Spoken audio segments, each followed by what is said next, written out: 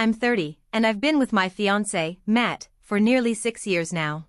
We met through work, slowly grew into each other's lives, and eventually moved in together. We've built a life that feels stable, comfortable, even. The kind of life where you grocery shop together on Sundays and argue over who left the lights on. Nothing flashy. Just real. There's only one person Matt has never really clicked with, my best friend Eva. Eva and I have been friends since high school. We went to college together, survived our early 20s together, and even worked the same awful retail job when we were broke and scraping by. We've been through it all. But Matt? He's never quite warmed up to her. He used to say she was too opinionated, too loud, too involved in our relationship. Whenever she visited, he got this stiffness to him. He'd barely make conversation, just nod and retreat to his office or suddenly remember he had work stuff to do. I chalked it up to personality clash. Eva can be a lot, she knows it. But she's also fiercely loyal and the first person to show up when life gets messy. I didn't want to force them to get along, but I hoped they'd at least learn to tolerate each other. That hope pretty much died last year during a road trip where Matt snapped at her for dominating the car playlist and called her insufferable. Eva left early, and they didn't speak for months. Since then, I've kept my two worlds mostly separate. Until a few weeks ago. Because that's when everything changed. And it started with a single text from Eva at 3 a.m. She asked if she could come over. No explanation, just I need to talk to you. Please don't tell Matt. My heart sank. Eva doesn't do drama unless something serious is going on. What she told me that night was unexpected, to say the least.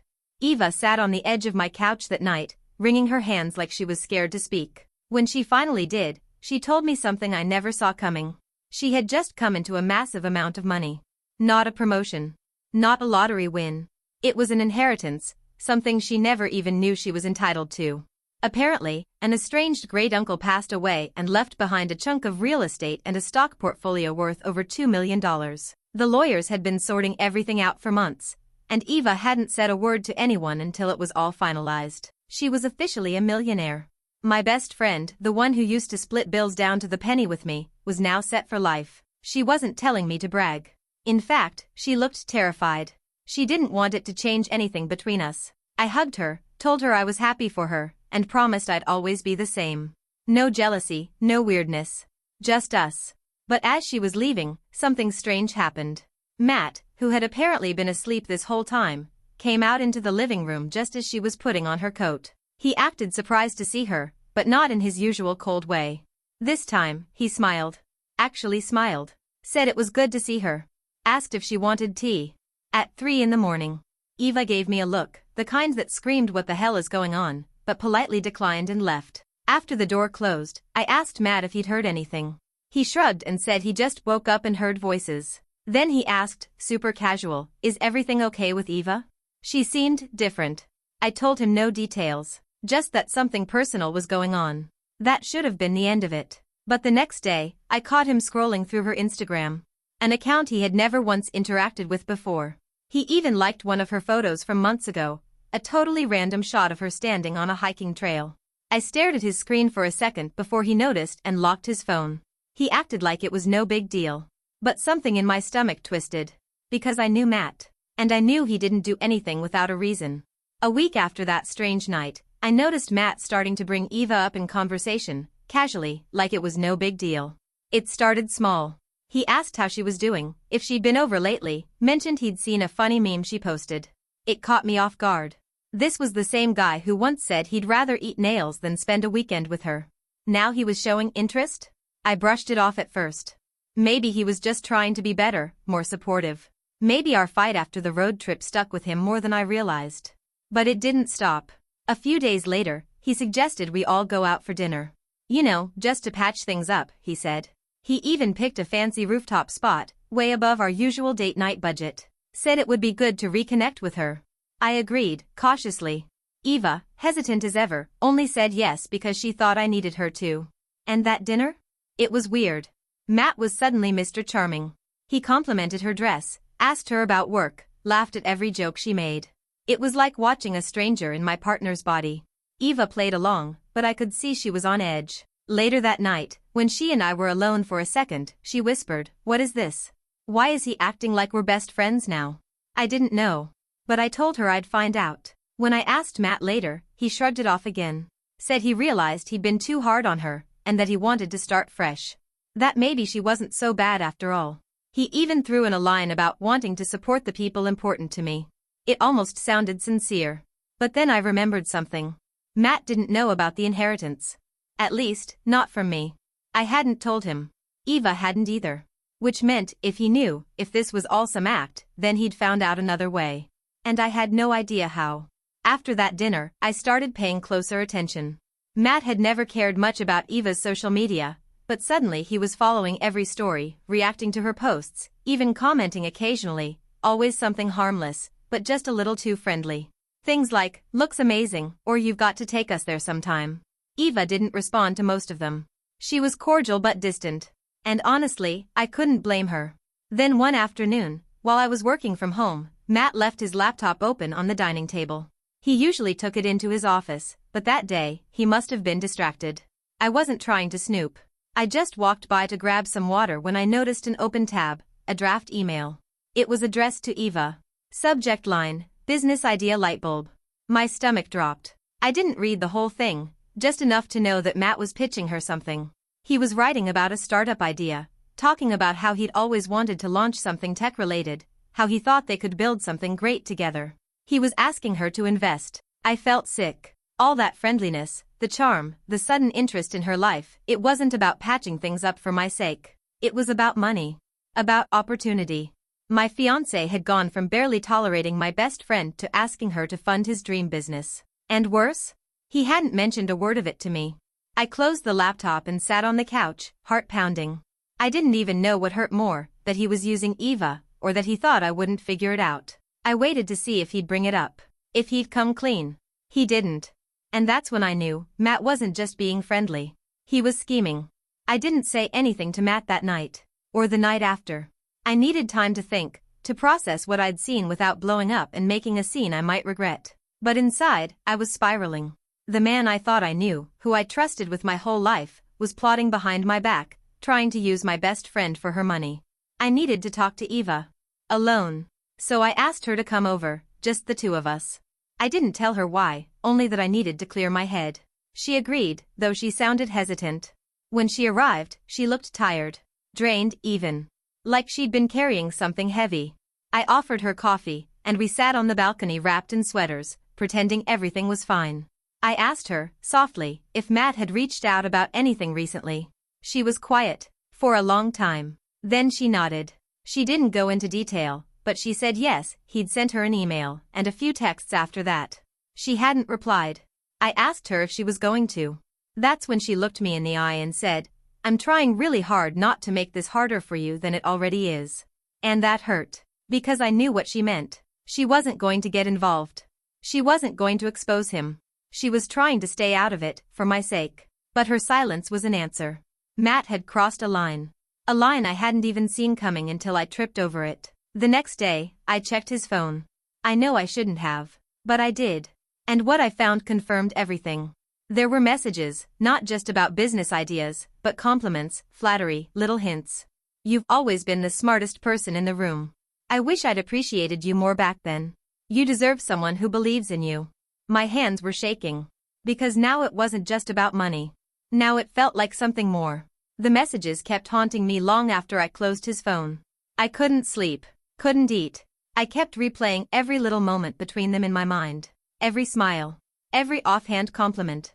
Every time he accidentally called her by a pet name he used to save for me. The betrayal was subtle, but it was there. And the worst part? He wasn't even trying to hide it anymore. The next morning, over coffee, Matt casually dropped Eva's name into conversation. Said he'd been thinking about her idea and thought it had real potential. I froze. Her idea? He made it sound like she was the one who'd approached him. Like she'd come to him with a plan. I didn't correct him. I just nodded. Pretended I hadn't seen the messages. The flattery. The proposal. But inside, something snapped. I started looking at him differently. Like a stranger. Every word felt calculated. Every smile forced. I realized how many little things I'd overlooked, how many harmless secrets we accumulate in long relationships, until one day, they turn into walls we can't see past. That evening, I went to Eva's place unannounced. I couldn't stay quiet anymore. When she opened the door and saw my face, she didn't say a word. Just stepped aside and let me in. We didn't even sit. I stood in her hallway and asked, point blank, "Did he hit on you?" She hesitated, then gave me the smallest nod. That was all I needed. She told me she hadn't responded, hadn't encouraged it, hadn't told me sooner because she didn't want to break us. But I told her the truth, it wasn't her silence that broke us. It was Matt's audacity. He had the nerve to chase my best friend while still sleeping in my bed. And now, the version of my life I thought was stable? It was gone. Just like that. After that conversation with Eva, something in me shifted. I didn't cry. I didn't scream. I just got cold. Like a switch flipped. The kind of cold that comes when you're past heartbreak and heading toward clarity. I didn't confront Matt right away. I wanted him to show his hand. So I set up a trap. I told him Eva invited us both to dinner, just the three of us. Nothing fancy. Just something casual at her place, to clear the air. I said she wanted to talk business and make peace. I told him I thought it was a good idea. He agreed faster than I expected. The night of the dinner, he spent extra time getting ready. Shaved. Spritzed cologne he usually only wears on our anniversary. Picked a shirt I once said made him look dangerously handsome. That alone made me sick. At Eva's place, she played her role perfectly. Friendly, warm, just cautious enough to make it seem real. She poured wine, made light conversation. And Matt? He was practically glowing. Laughing, complimenting her cooking, acting like we were some twisted trio on the verge of starting a company together. I watched him closely. Studied his expressions. Then, about halfway through the meal, Eva got up to grab dessert. That's when Matt leaned in. And said something that confirmed everything. He looked me dead in the eye and said, "I think this is going to be good for all of us." I didn't ask what this meant. I already knew. He thought he had me fooled. Thought he could float between us, plant ideas, charm his way into Eva's future while keeping me in the rearview like some placeholder fiancé. I smiled, took a sip of wine, and decided then and there I was done pretending too. The morning after that dinner, I called in sick to work and went straight to a lawyer. I didn't tell Matt. I didn't need to. Because this wasn't just about betrayal anymore, it was about protecting myself. My name was on everything. The lease, the joint account, even his health insurance. I'd built a life with someone who was trying to climb out of it behind my back. And if he thought I was going to sit around and let him use me as a springboard into Eva's bank account, he was about to learn something new about me. The lawyer gave it to me straight. There wasn't much to prove emotional cheating unless I could show intent. But financially? If I moved fast, I could protect my assets and separate my money from his before he tried anything stupid. So I did exactly that. I opened my own checking account, moved my direct deposit, changed passwords, and pulled my name from the business account Matt had recently opened in both our names. An account I hadn't asked for, by the way. An account he claimed was for our future. I also started gathering receipts, screenshots, and texts. I wanted a record of everything, just in case. And then, just 2 days later, Matt made his biggest mistake yet. I came home from work early and found him in the living room on a video call. He didn't hear me come in. His back was to the door. And on the screen? Eva. Only it wasn't the Eva I knew. It was a screenshot. He was sharing a deck, some kind of investor pitch.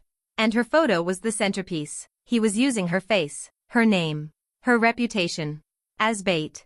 She had no idea. I stepped back quietly, took a photo of the screen, and slipped out the door. My hands were shaking. Because now, this wasn't just personal. It was about to get legal. I didn't confront him right away.